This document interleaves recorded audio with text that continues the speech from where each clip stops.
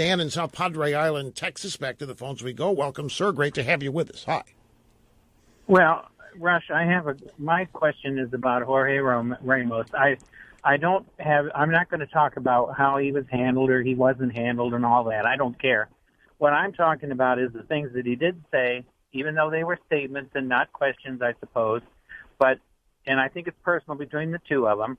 You cannot change the 14th Amendment. You can't send 11 million people home. You can't build this big old wall. And the Latino vote is something you need. Dan, what does the 14th Amendment have to do with it? What's the 14th Amendment got to do with anything? Hello? Yeah, what's the 14th Amendment got to do with anything? I don't mean the 14th, the Second Amendment. I'm sorry. But he wants to change the amendments, and he wants to get a whole different thing, and it's not going to work. What amendments? What are you specifically talking about? Well, he wants to change the amendments so that people who are born here cannot get citizenship. Yeah, see, this is, I understand this is something that people misunderstand. That's not in the Constitution. There's no, the 14th Amendment, there's nothing in the Constitution says that if you are born to an illegal immigrant in America that you are an American citizen. It's not there. People think it is. They confuse it with being born to an American citizen in America or overseas. But there's nothing in the law, nothing in the Constitution, there's not even a Supreme Court decision that says that if you are born to an illegal, you're an automatic citizen. And there shouldn't be.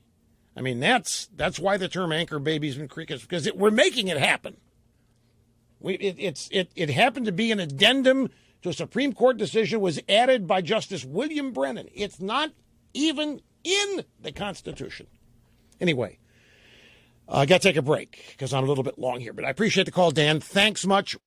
Here's what the guy who wrote the 14th Amendment wrote a few years later. Every person born within the limits of the U.S. and subject to their jurisdiction is by virtue of natural law and national law a citizen of the U.S. This will not, of course, include persons born in the U.S. who are foreigners, who are aliens. The 14th Amendment says the exact opposite.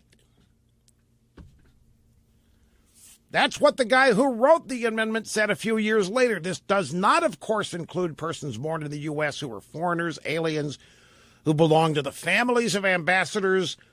Oh, my God, if that were true, it'd be a way to take over the country. If that were true. The man who authored the 14th Amendment was Senator Jacob Howard, and he wrote the above in 1866. And yet, look what people think the 14th Amendment says. Even now, you still have candidates running around talking about it, trying to curry favor and pander to Hispanics with the 14th Amendment. It doesn't say that if you are a foreigner or alien, illegal, that your kids, if born here, are citizens. They are not. Why would you want that anyway? You people out there, why in the world would you want that to be the case anyway? That means everybody from any foreign country come here as a diplomat, stay here permanently, get diplomatic immunity, and start having kids left and right. What would be the point if we permitted that?